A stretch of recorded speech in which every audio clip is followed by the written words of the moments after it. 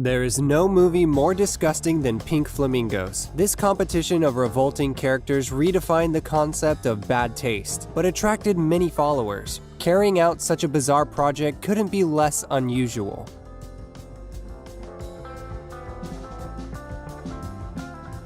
It is impossible to continue talking about Pink Flamingos without mentioning its director, John Waters. Born in 1946, John Samuel Waters Jr. grew up in Lutherville, a suburb of Baltimore, the city in which most of his films would be set. As a young man, he didn't feel comfortable in such an old-fashioned environment as he considered it. Besides, he already knew he was homosexual, but he couldn't say it out loud. However, he found refuge in cinema. He was fascinated by strange and shocking movies, and firstly, he found those qualities in the horror genre. One of his first idols was William Castle, who was more than just a director. For his films like The Tingler and The House of Haunted Hill, he designed tricks to heighten the audience's experience in the theater. John was also interested in Russ Meyer, a filmmaker specializing in erotic productions with strong women, and in Herschel Gordon Lewis, the creator of splatter cinema. The work of these filmmakers expressed creative freedom, audacity, and a self-confidence that made them stand out from the ordinary Hollywood productions. But that wasn't enough for Waters. He also admired the experimental artists like Andy Warhol, Kenneth Anger, Jonas Mekas, and brothers Mike and George Kuchar. Despite feeling out of place in Baltimore, John wasn't alone. He befriended another guy who would become his actor of choice, Harris Glenn Milstead. Glenn was very shy and fat, and other boys at school used to mock him because of that. But he also had a free spirit. John and Glenn shared their interest for cinema, camp aesthetic, big screen stars, and later on, drugs. They would regularly go to the bohemian bars in the sketchiest neighborhoods of Baltimore. John wanted to make films and Glenn wished to be a star. They were young, enthusiastic, and eager to triumph, but doing so by being themselves. John's parents noticed their son's artistic interest, and as a way to encourage him, but especially to keep him out of prison, they gave him an 8mm camera when he turned 16. 2 years later, he made his first short film, Hag in Black Leather Jacket, where a black man marries a white woman in a wedding officiated by a member of the Ku Klux Klan. The director was able to show it just one time in a beatnik cafeteria, but that was enough to recover the $30 he invested on shooting the film. In his next short film, Roman Candles, John called Glenn for his cinematographic debut. During the shooting, John suggested his friend an artistic name, Divine. He loved it and adopted it, knowing he wasn't exactly a drag queen, but an actor who portrays women. Besides Divine, John could count on a group of amateur actors that he and his friend met during that time. Unconventional young men who wanted to be part of the counterculture. Paying homage to Dreamland Pictures, a production company created by John, the gang called themselves the Dreamlanders. Among the members were Mink Stoll, Pat Morin, Susan Walsh, Mary Vivian Pierce, and David Lochery. The director loved having his own version of Hollywood's star system. John himself also became a character, emulating his idol Little Richard, who started wearing a thin mustache that would become a trademark of his.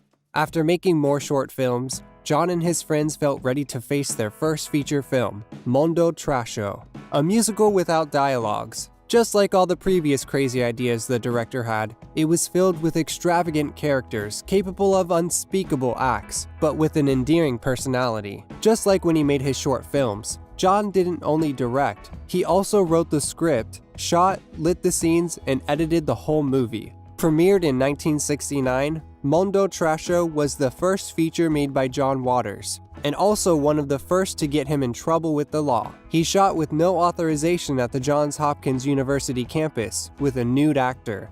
He and part of the cast were arrested. Over the years, Waters considered that Mondo Trasho should have been a short film. Soon he would start developing his next film, Multiple Maniacs. Here, Divine acts as the leader of a freak show which is actually a cover-up for murderers and rapists. Divine also takes part in two of the most disturbing scenes, one which takes place in a church and has Mink Stoll inserting a rosary in Divine's rectum, and the other where she is raped by a giant lobster. She also devoured a raw cow heart for another scene. According to Waters, Divine was punk even before punk existed. Multiple Maniacs was first screened in a church and pissed off the censorship board, who couldn't withhold it, even though they tried.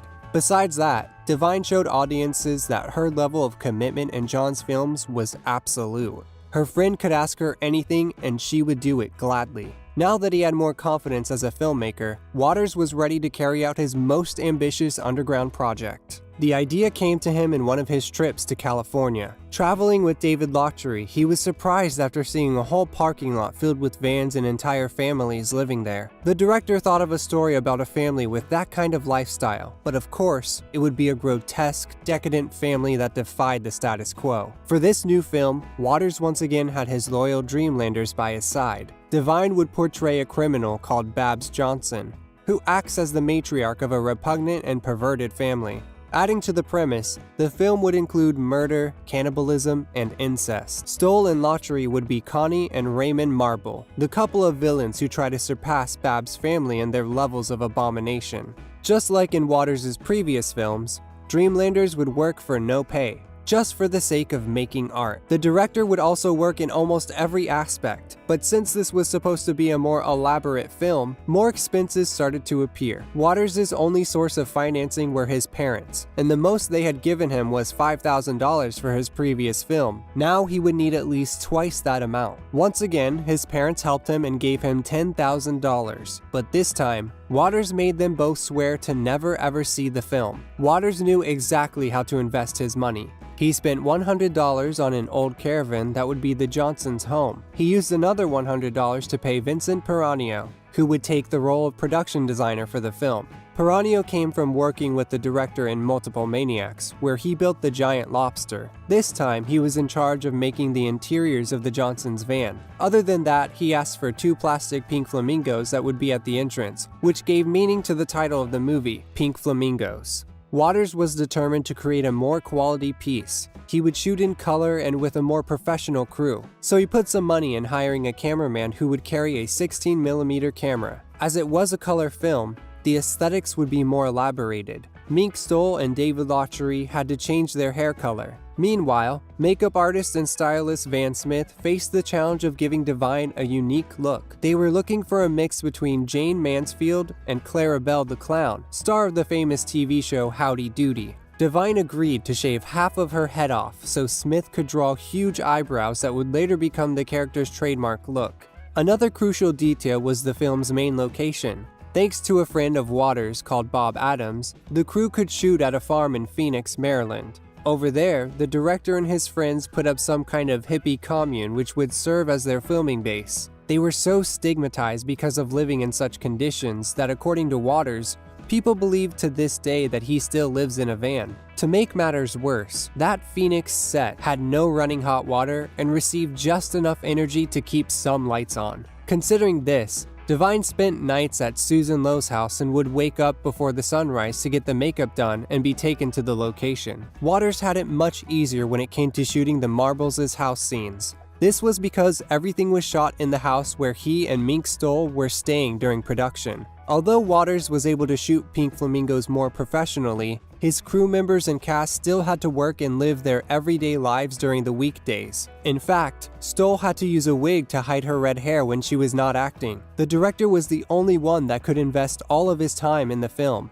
and he would get everything ready to shoot during the weekends. Production took 6 months between 1971 and 1972. During shooting, Waters also decided to fire the cameraman, who didn't feel comfortable with some scenes. The director took the camera and shot everything that was left by himself. Even though $10,000 was a generous amount, it soon ran out, as some props were still missing. Peranio started stealing them from other places. Divine also stole some things and even got arrested, but told the police he was a method actor and was portraying a criminal. From the start, Waters knew that the last scene of Pink Flamingos needed to be the filthiest. It starts with a dog defecating on the sidewalk. Then Divine shows up, grabs the feces, and takes them into her mouth to pleasurably chew them. All of this happens in just one shot, without cuts, to confirm there were no tricks. The shot was the last one to be filmed, and it required a strange logistical approach. First, the director needed to make sure Divine was willing to eat real excrement.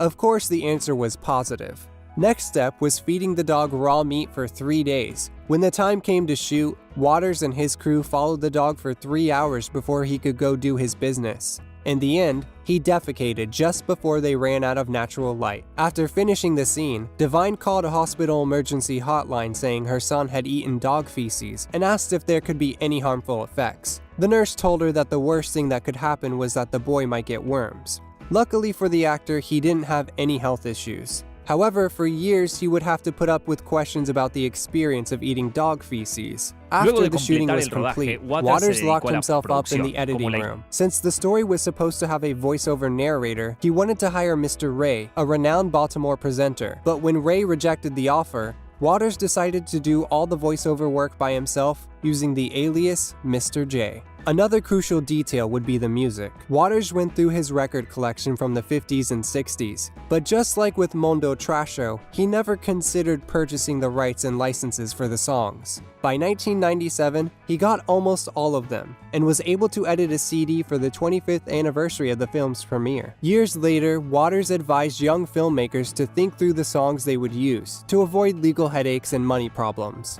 Pink Flamingos had its premiere in the 3rd Annual Baltimore Film Festival in March of 1972. The 3 screenings were full. Then it was screened at a theater dedicated to horror and gay porn in Boston. Little by little, it would find a new and wide audience. Ben Barenholtz, a distributor and the creator of the concept Midnight Movies, chose it to be part of a repeated screening in New York. He had already successfully screened El Topo by Alejandro Jodorowsky and thought he could achieve the same success with Waters' film. He wasn't wrong. An unprejudiced audience received Pink Flamingos with open arms and celebrated such a feast of decadence and grime. But not all audiences were happy. Least of all, the censorship board. Copies of Pink Flamingos was confiscated several times, and Waters had to go to court, accused of obscenity. He always pleaded guilty because, according to him, a fine was way cheaper than lawyer fees. Besides, all the controversy gave him a lot of free publicity. Pink Flamingos established John Waters as a terrorist of bad taste and as an icon of underground cinema.